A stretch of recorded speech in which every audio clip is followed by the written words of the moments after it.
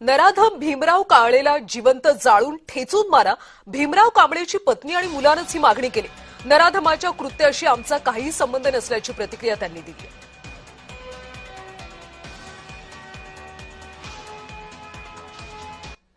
वडील म्हणून घ्यायची सुद्धा लाज वाटते ह्या अशा व्यक्तीला. त्याने त्याच्या पोटी मी जन्म घेतला, हाच माझा मोठा गुन्हा आहे आज.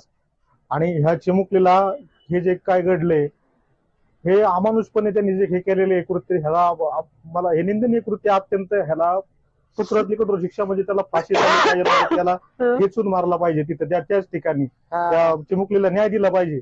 आज माझी बाची तशीच ती आहे. मला माझ्या बहिणीच्या किती 11 मला माझे बाचे आहेत. मला खूप वाईट वाटले अत्यंत.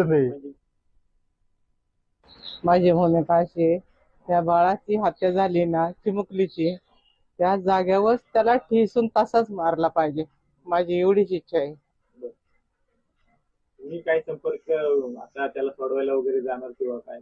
मला त्याचं तोंड सुद्धा बघायचं नाही, अजिबात नाही.